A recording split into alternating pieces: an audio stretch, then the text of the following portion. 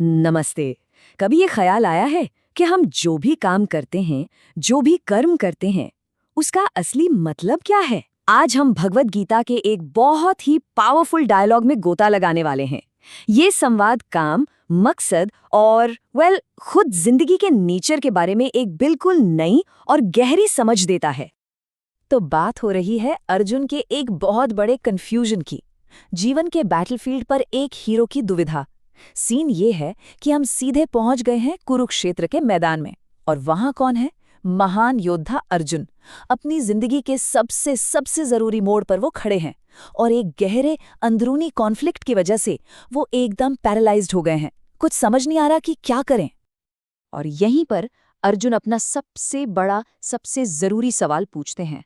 वो कृष्ण से कहते हैं, अगर बुद्धि यानी नॉलेज, कर्म यानी एक्शन से बढ़कर है, तो फिर आप मुझे इस भयानक काम में क्यों लगा रहे हैं? मतलब अगर जानना करने से बेहतर है, तो फिर मुझसे ये युद्ध क्यों करवाया जा रहा है? और यही वो पैराडॉक्स है, यही वो सवाल है जिस पर पूरा का पूरा चैप्टर टिका हुआ है। तो अर्जुन के सामने दो रास्ते बिल्कुल साफ हैं।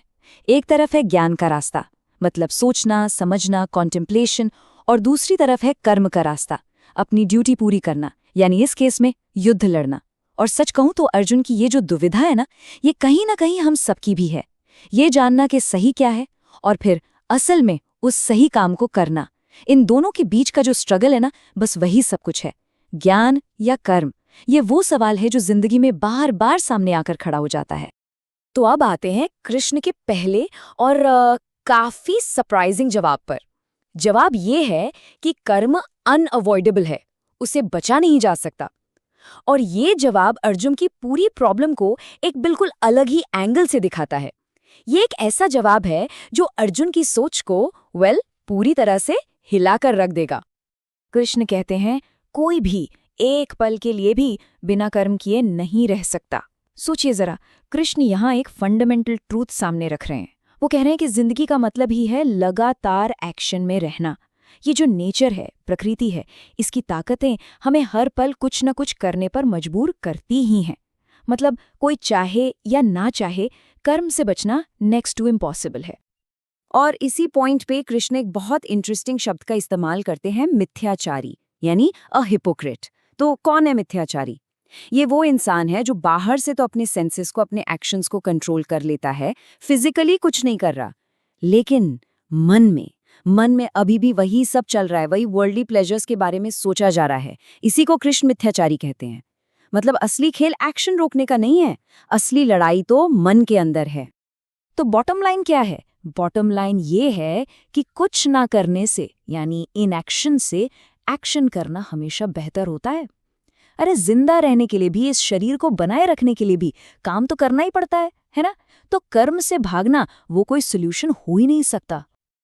ओके, तो अब हम आते हैं सबसे बड़े सीक्रेट पर, निस्वार्थ कर्म का रहस्य। तो ठीक है, ये तो समझ आ गया कि एक्शन करना अनअवॉइडेबल है, कर्म तो करना ही पड़ेगा। पर अब सवाल यह है कि कर्म करें कैसे? ऐसा कौन सा तरीका है काम करने का जिससे हम उसके बंधन में न फंसें बल्कि आजाद हों? और यहीं पर कृष्ण इंट्रोड्यूस करते हैं एक बहुत पावरफुल आइडिया, यज्ञ। अब देखिए, जब हम यज्ञ सुनते हैं तो हमारे दिमाग में हवन या कोई रिचुअल आता है ना? पर यहाँ इसका मतलब बहुत गहरा है। यज्ञ एक माइंडसेट है। इसका मतलब है कोई भी काम जो बिना रिजल्ट की चिंता किए, बिना ये सोचे कि मुझे क्या मिलेगा, एक बड़े पर्पस के लिए एक ऑफरिंग की तरह किया जाता है। ये कोई भी सेल्फलेस एक्शन हो सकता है। और ये यज्ञ का आइडिया कितना बड़ा है, ये इस ग्रेट कॉस्मिक साइकिल से पता चलता है। जरा देखिए कि कैसे सब कुछ एक दूसरे से जुड़ा हुआ है। स्टेप 1, सारे जीव जंतु खाने पर जिंदा रहते हैं। स्टेप 2, खाना बारिश से उगता है। स्टेप 3, बारिश होती है यज्ञ से, यानी सेल्फलेस एक्शन से। और स्टेप 4, यज्ञ पैदा होता है कर्म से, एक्शन से। मतलब हमारा हर निस्वार्थ कर्म इस पूरे यूनिवर्स के साइकिल को चला रहा है। हम सब इस चेन का हिस्सा हैं। और यहाँ पर एक बहुत ही स्ट्राइकिंग बात कही गई है।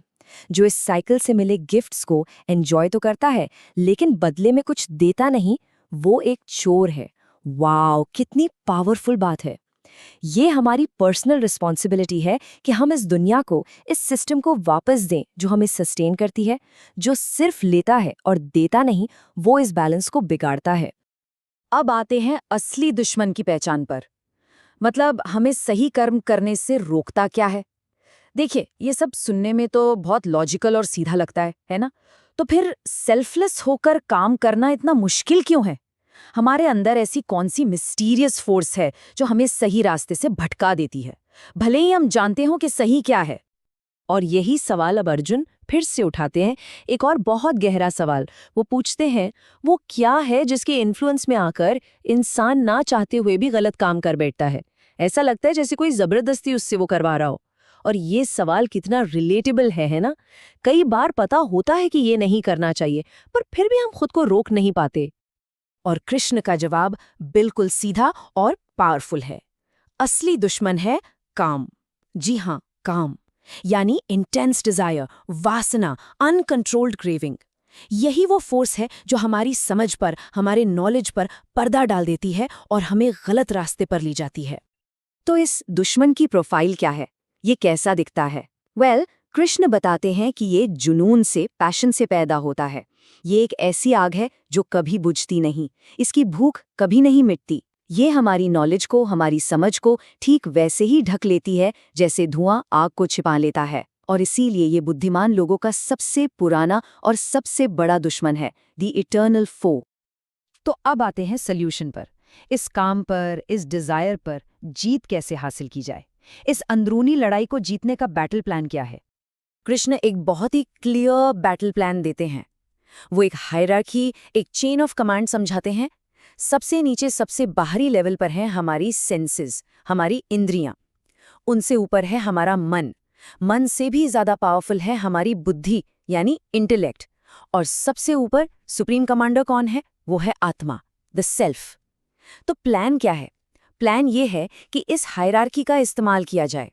अपनी बुद्धि से मन को कंट्रोल करो और मन से अपनी इंद्रियों को, ऊपर से नीचे की तरफ कमांड भेजो। और यही है कृष्ण का फाइनल इंस्ट्रक्शन। इस तरह जो बुद्धि से भी परे है, यानी आत्मा, उसे जानकर अपने मन को स्थिर करो और काम के रूप में इस जबरदस्त दुश्मन का नाश कर दो। ये एक साफ निर्देश है, एक डायरेक्ट कमांड है इस अंदरूनी जंग को जीतने का। तो दुश्मन की पहचान हो चुकी है, उसे हराने का मैप भी मिल चुका है। अब सवाल बस इतना है कि कर्म कैसे किया जाएगा।